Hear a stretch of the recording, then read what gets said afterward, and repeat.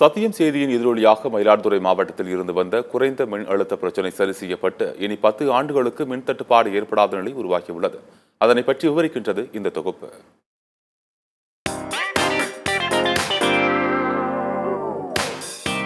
காவிரி கடைமடை பகுதியாக இருக்கக்கூடிய மயிலாடுதுறை மாவட்டம் இங்கு விவசாயம் பிரதான தொழிலாக இருந்து வருகிறது. இந்த பகுதியில் அதிக அளவில் நெல் சாகுபடியும் அதனைத் தொடர்ந்து கரும்பு, பருத்தி, காய்கறிகள் உள்ளிட்ட தோட்ட பயிர்கள் சாகுபடி செய்யப்பட்டு வருகிறது. மயிலாடுதுறை மாவட்டத்திற்கு உட்பட்ட மயிலாடுதுறை, குத்தாலம், தரங்கம்பாடி, சீர்காழி ஆகிய 4 தாலுகா பகுதிகளிலும் மின் மோட்டார் மூலம் நிலத்தடி நீரை பயன்படுத்தி சாகுபடி பணிகள் நடைபெற்று வருகின்றன. இந்த ஆண்டு 13,500 ஏக்கர் பரப்பளவில் பருத்தி சாகுபடி செய்யப்பட்டுள்ளது. குறுவை நெல் பயிர் 94,000 ஏக்கர் பரப்பளவில் சாகுபடி செய்ய இலக்கு நிர்ணயிக்கப்பட்டு முன்பட்ட குறுவை சாகுபடி பணிகள் முழுவீச்சில் நடந்து வந்த நிலையில் கடந்த ஏப்ரல் மாதம் மக்களவைத் தேர்தல் முடிவடைந்த பிறகு விவசாயத்திற்கு பயன்படும் மும்முனை மின்சாரம் ஒரு நாளைக்கு 3 மணி நேரம் கூட முழுமையாக வழங்கப்படாமல் இருந்தது. இதன் காரணமாக சாகுபடி பணிகள் வெகுவாக பாதிப்படைந்தது. சில மாதங்களாக நம்முடைய மின்சாரம் முறையாக வராத காரணத்தினால் வேளாண்மை பின்னோக்கி தள்ளப்பட்டது. குறிப்பாக விவசாயிகள் பெரும் கஷ்டத்தை அனுபவித்து வயலுக்கு உரிய நேரத்தில் மின்சாரம் இல்லாத காரணத்தினால் அல்லது மின் அழுத்தம் சரியான திசையில் வராத காரணத்தினால் நீர் இறைப்பதிலே பல பிரச்சனைகள் ஏற்பட்டு சாலையில் போராடுகின்ற அளவிற்கு தள்ளப்பட்டார்கள்.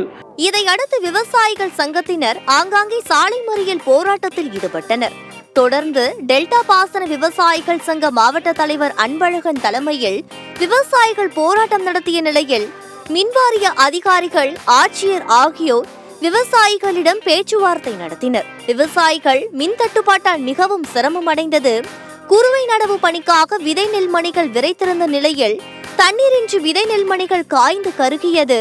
விவசாயிகள் போராட்டம் என முழு நிகழ்வையும் தொடர்ந்து செய்தியாக சத்தியம் தொலைக்காட்சி வெளியிட்டது. அதனைத் தொடர்ந்து ஆட்சியர் மகாபாரதி சென்னையில் உள்ள தமிழ்நாடு மின் உற்பத்தி மற்றும் பகிர்மான கழகத்தின் தலைவர் மற்றும் மேலாண்மை இயக்குனர் திரு ராஜேஷ் லக்கானியிடம் பேசி 14 மணி நேரம் மும்முனை மின்சாரம் வழங்குவதற்கு நடவடிக்கை எடுத்தார்.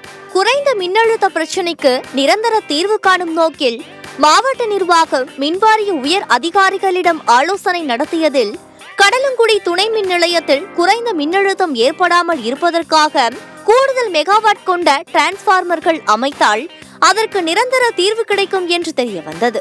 இதனையடுத்து அதற்கான நடவடிக்கைகள் மேற்கொள்ளப்பட்டது.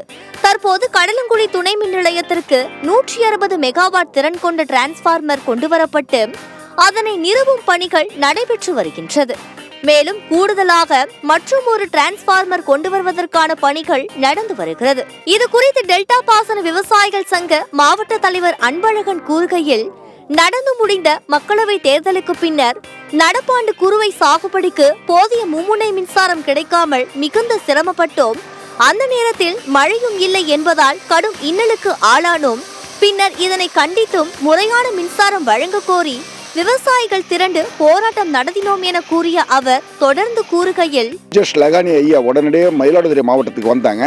அன்னைக்கு மாவட்ட ஆட்சியாளரும் ராஜேஷ் லகானி அவர்களும் இபியோட உயர்ந்த அதிகாரிகள் அனைவரும் கூடி உடனே தீர்வு காண்றதுக்கு ஏற்பாடு பண்ணாங்க.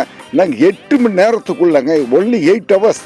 அந்த 8 ஹவர்ஸில் மிஸ்டர் ராஜேஷ் லகானி அவர்கள் சொந்தமாக நடந்து எல்லா இடத்துலையும் பார்வையிட்டு உடனே ஒரு தீர்வு, இந்த இடத்துல இருந்து கரண்ட்டை இதை பிரித்து கொடுங்க, டெம்பரை இதை பிரித்து அடிங்கன்னு சொல்லி அடித்து அன்னைக்கே ஒரு கரண்ட்டு ஓரளவுக்கு சால்வ் பண்ணார். சால்வ் பண்ணது மட்டும் இல்லை, 14 மணி நேரம் எங்களுக்கு கரண்ட் கொடுக்கறதுக்குள்ள ஏற்பாடு செஞ்சார்.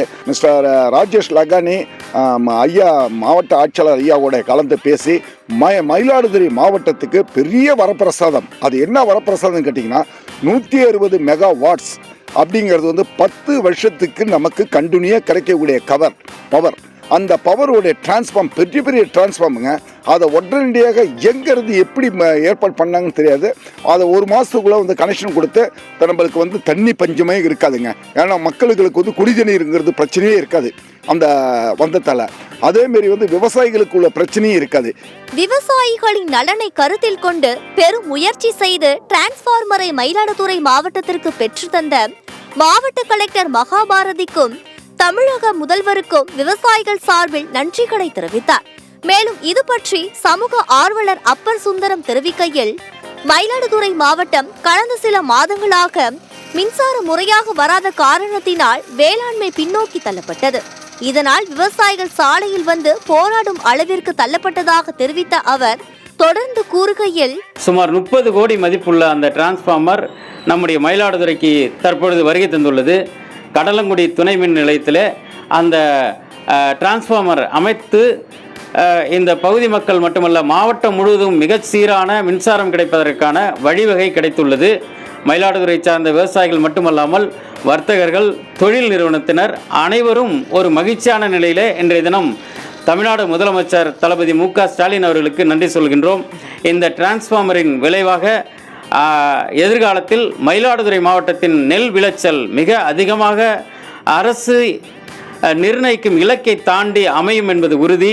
இதுக்கெல்லாம் மூல காரணமாக இருந்த சத்யன் டிவி, இதாவது எங்களுக்கு வந்து இதை கொண்டுட்டு போய் சிஎம்கிட்ட கொடுத்தது சத்யன் டிவி தாங்க. நீங்கள் சத்யன் டிவியால் எனக்கு ஒரு விடுவு காலம் இருந்ததுன்னா 10 வருஷத்துக்கு அசைக்க முடியாத ஆள வேறாது எனக்கு கொடுத்துட்டாங்க. அதுக்கும் பெரிய சத்யன் டிவிக்கு ஒரு நன்றியை சொல்கிறேன்.